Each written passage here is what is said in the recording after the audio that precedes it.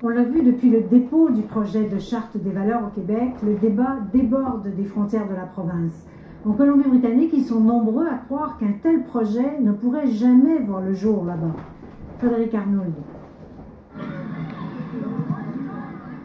Soirée sportive à Vancouver. Sur le terrain, on dirait les Nations Unies du soccer. Dino, l'entraîneur, a compté 11 nationalités dans son équipe de 17 joueurs.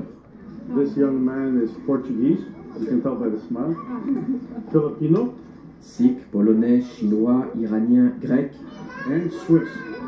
And here's the neutral one. Et un Suisse pour la neutralité, dit-il. Ici, c'est l'harmonie en équipe, pas la différence, selon la jeune Néha. It's just about teamwork, I guess. Et les jeunes n'y vont pas de main morte sur la charte des valeurs québécoises. It's very racist. I think it's really unfair that we don't get to express ourselves in the way we want to.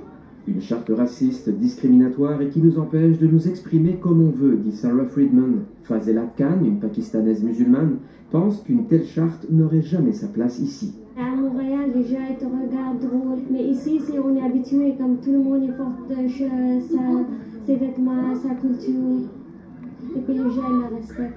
Harbinder Gill a travaillé autant dans le secteur privé que public. Sa religion et son turban n'ont jamais été un problème. Les Québécois sont une minorité. Ils devraient comprendre, dit-il. Because they are the same boat as all the other minorities are. Au puissant syndicat des employés gouvernementaux de la province, la charte proposée au Québec n'irait pas loin ici, car cela violerait une clause inscrite dans les conventions. Forcément, je crois que imposer une sécularisation de la fonction publique est absolument inenvisageable en Colombie-Britannique. À l'Association des libertés civiles de la province, les plaintes pour violation de la liberté de religion sont quasi inexistantes. Juste quelques dossiers qui concernent en fait la religion chrétienne, comme des bibles à l'école ou des cours d'abstinence.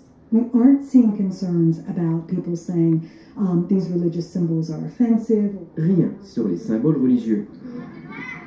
Au soccer, Dino pense que le multiculturalisme hors Québec est peut-être plus fort. Les politiciens, dit-il, devraient s'inspirer du sport d'équipe, car cela représente bien le Canada. And they can actually really understand what Canada is made up of. Il se propose même d'entraîner Pauline Marois. Absolutely, it would be a good challenge. Un défi très motivant selon lui, et un but accessible. Frédéric Arnould, Radio-Canada, Vancouver.